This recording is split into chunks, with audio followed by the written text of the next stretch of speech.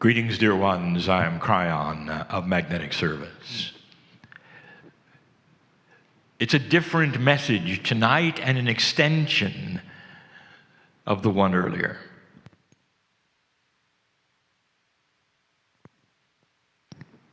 We told you the series is about invisible things. But this particular channel goes further. We don't often do this.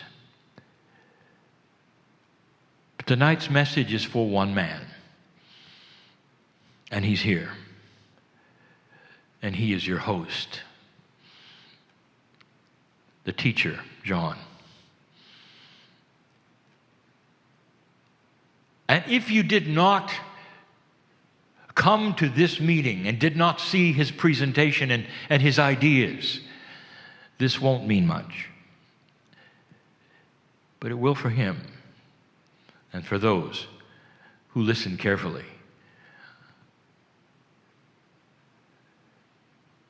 There are those who would see things. And sometimes it gives a name of oddity to those who have unbiased sight and are able to see the colors and the multidimensional things around them, and perhaps even more.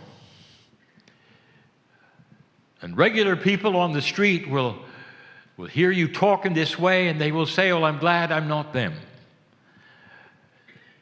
But they're forgetting something. Right now, as you sit and listen, science has identified over 13 dimensions. And most of them are out of the range of your reality. But they have been identified. So multi-dimensional things are part of your science. So when a human says they can actually sense some of these things, it may give you a moment of pause. Because you see, to the science, they're real. So who are you then to decide that a human cannot see them? This is part of the development of the old souls that have come here for a purpose. Unbiased sight, even in this room, is here. There are healers here who are starting to see things that is not part of their old reality. And they're not sure what it is they're either sensing or feeling, but they know it's there. It doesn't have to be the sight from the eyes, but sometimes it is. There are those, even in this audience, that are having revelations about a new energy, and they are actually seeing things and visions that they can't explain. This is part of a new energy to an old soul who is starting to revisit that which is multidimensional sight. The teacher, John, is on schedule. And what I mean by that is this Lemurian is a medical doctor. It also means that he's seen the slides. He's gone through the studies. He knows what three-dimensional double helixes look like. He knows the profundity, even under the electron microscope, of the billions of parts in one molecule. And that's just the beginning.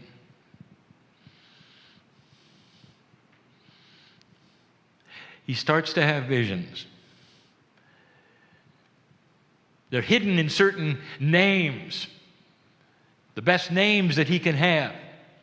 But they all have to do with unity.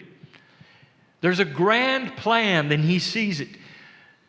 He sees DNA connected in ways that are even beyond the ways of the past where people saw connection. He sees fields that no one has seen yet. He color codes them so that you can understand it better. And then he starts to see what might be inside inside the actual double helix strands. He sees the multidimensional connections and unity that is around these things that are so profound. And he's right. This is his second sight, on target, reasonably practical for what someday will be discovered. He sees your Akash. Did he tell you that? Did he tell you about the vision where he was taken to a place in a guided way where he could select which lifetime to look at? There is a metaphor there, dear ones, and I'm going to give it to you in just a moment. He has identified what we have told you so many times that is hidden and invisible. That the energy of all of your past lives is contained in the double helixes. And that the chromosomes play a tremendous part because they're Pleiadian. Because they are the stuff of the stars, because the Pleiadians had their parents, which was the stuff of the stars. Some of you understand what I mean. All that is inside you, and that soul that you have, and the DNA that you have, it starts to make sense because it is awakening. This is the subject that we have given you so many times about the new human. But John is starting to see the structure. And the structure starts to reveal things that even in channel I cannot. Because he will put it on the screen in his visions for you to see. So I want to tell him some more things that are coming. To increase his ability even to envision these things. John, you are a direct descendant of a Lemurian mother. Your Lemurian name is Eli'ee. Eli'ee. You assisted in the Temple of Rejuvenation, and you know it. And it leads you in this lifetime right back there to start to describe what you knew. So let's talk about the big one, the invisible one. Around every molecule of DNA, there is a field. There has to be. Those listening to this is a review. Every single piece, molecule of coherent, complete DNA is identical to the next one. Trillions of them you have. You may not be a doctor or a scientist, but you understand there's nothing that is specific with DNA. It's all identical, all through your body. You don't have heart DNA and arm DNA and liver DNA. It's all identical. And there's something in that for you to know. How does it communicate with itself? How does DNA all know something at the same time? And what does that look like when it knows something at the same time? Well, first of all, you have to look at what is in DNA besides the billions of chemical pieces that make up the blueprint of the human body. There is a part of the consciousness that is remembered from lifetime to lifetime to lifetime. That means, old soul, your maturity schedule is in there. What you remember, who you are, is all in there. Every single piece. What else is there? Go slow, my partner, because I'm giving you a lot. There is a field, a small field, around every DNA molecule, trillions of them. And all of these fields overlap. This is the way that they all can communicate instantly together. You are one being. And consciousness is part of that DNA, not in your brain, dear ones. Consciousness is all the parts, the heart, the brain, the pineal, the DNA. Because consciousness also reacts to your past. That's contained in your DNA. That field, doctor, is something you will see. The mechanics of how it might interface to create a unity that you're studying is critical. Have you ever heard of spontaneous remission? That's a confluence of knowingness where all the fields around all the molecules of DNA instantly change. And that then causes chemical reactions, stem cell release, all of the things. That is right from the DNA, right from the activities, and I'm saying activities of the double helixes. You think they're simply suspended in that molecule, minding their own business. They move. There is interaction. They position themselves, and they've got a field. Many, many years ago, a Russian, Vladimir Poponin, had an experiment with DNA and electrons. It was the first experiment that would start to show there's a relationship between physics and DNA. And what he discovered, that DNA has the ability to pattern certain physical attributes. And once the patterns are there, they remain. It's almost like the DNA imprinted instructions to physics. I just gave you something else you needed to know, doctor. I'll tell you something else. That help you're getting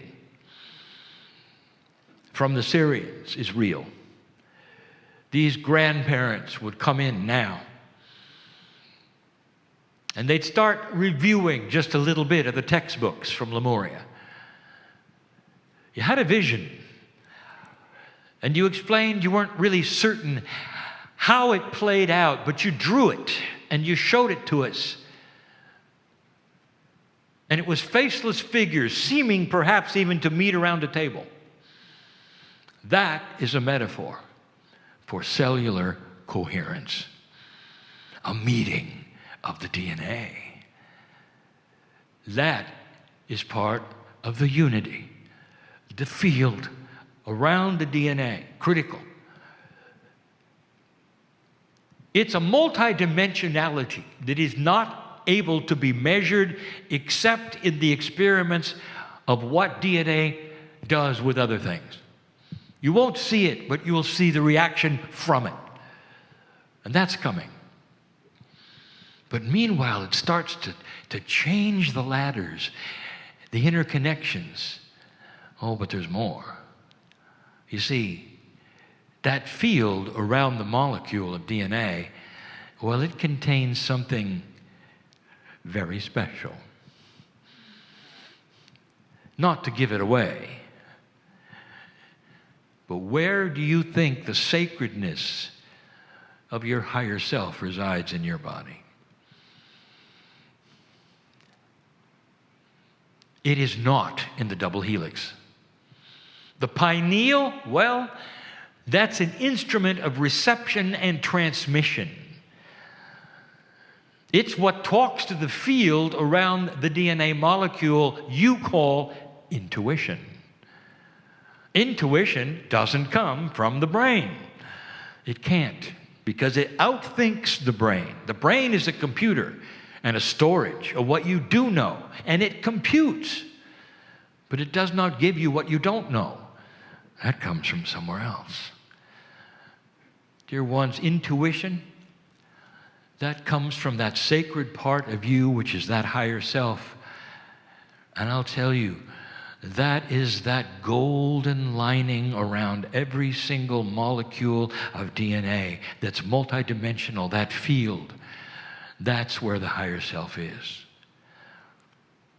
Notice that it is removed from the past lives. Notice that it's removed from the blueprint of the body. It's outside the molecule. It has to be. Because you're going to have to discover that outside of that which is biology. And that's not metaphoric. I have just given you the place, if you want to say, where a multidimensional, sacred soul energy resides in you. It's in the field. And this field is not to be confused with another word called the field, which is the potentials of everything which is around all humanity. No, this is your own body-wide system, a multidimensionality. Now, the doctor saw something else. He saw where the past lives were, metaphorically, on the ladder. And there were so many of them. He saw a metaphor where you'd be able to stop and open the door to each one.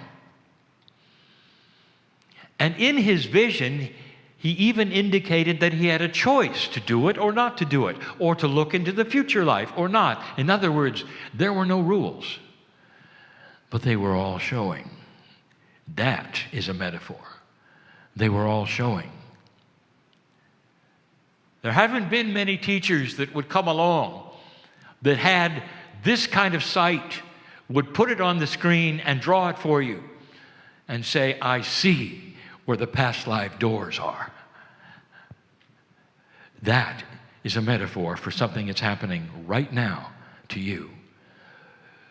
And I'm going to call it the evolvement of human consciousness past an old energy called human nature. Here's what it means. What would it be like, old soul, for me to turn the page, and instead of you sitting there wondering how many past lives you've had or what you did or what you learned, what if instead you were aware of them? Not chapter and verse, not years, no faces, no dates, but you were aware of what you'd learned from all of the doors called past lives. And you would sit there with maturity that is new, but is available because you've lived through them. What could an old soul tell you who could remember all the things of the learning of what worked and what didn't work in lifetime after lifetime after lifetime? You could sit there at their feet and they'd be called a master because they would have the maturity of what was the right way to live. They would start to have a memory of the things that were taught originally, not now, not current, not the ones all mixed up with human ideas. The original source, that's there too. What that person would bring to the party called the new energy, that is what I want to tell you. You would remember that love is king. You'd remember that war doesn't work. You'd remember the horrors and not to do them again. And by the millions, you would change this planet because you're remembering. And right now, it's not available. It's not available because the old energy is starting slowly to pass. And in the old energy, none of you remembered that. If you did, and if you could, you wouldn't have war after war after war, and every generation tries the same thing with the same dysfunction. And that is the difference between then and now. And it's going to be seen and envisioned in multidimensionality in the things that are coming. The little presentation given today by the doctor is the truth. It's difficult for you to study and understand esoteric things, but it is the new biology. For multidimensionality will start to play a part even in science with chemistry. There will be revelations, and it's going to play into healing. It already has in the doctor's life. These are the things, are the forerunners of the evolved human being to come. And you're starting to envision them and see them, and now you know why and how. And I even told you why your higher self is so elusive. Because it stands outside in the field of every molecule. So what do you think is the secret of getting in touch with that higher self? And the answer is to stand outside with it. You see, consciousness is not something that has a location. Consciousness has an energy. And that energy can shake hands with that higher self, no matter where it is in your body. That's the oversoul, dear ones. That's the sacred thing you were born with. That's the peace of God that has been talked about in almost every prophet on the planet. That's the oneness. That's the unification. That's the goal. That's mastery. Not all of these things you will understand. Even in listening and reviewing, you still won't understand. It's not necessary you do. It really isn't. It's given more for the doctor. Eli'ee, you're in the right place at the right time, and I think you know it. All of these things are given to you today to tell you that magnificence is yours. It's starting to show. It's slow. But the things that this planet has suffered in, the dysfunction of those who would kill others, the unbalance that you seem not to be able to control, the things that you cry over, they all play into a bigger puzzle of light versus dark, and how you're going to maneuver yourself in ways you never have before that changes human nature itself. And you remember what doesn't work. And you start peace on earth forever. That is the potential with free will of humanity right now. I tell you these things because they're so, and they're true. Think on these things, for they will change how you walk out of this room. And so it is.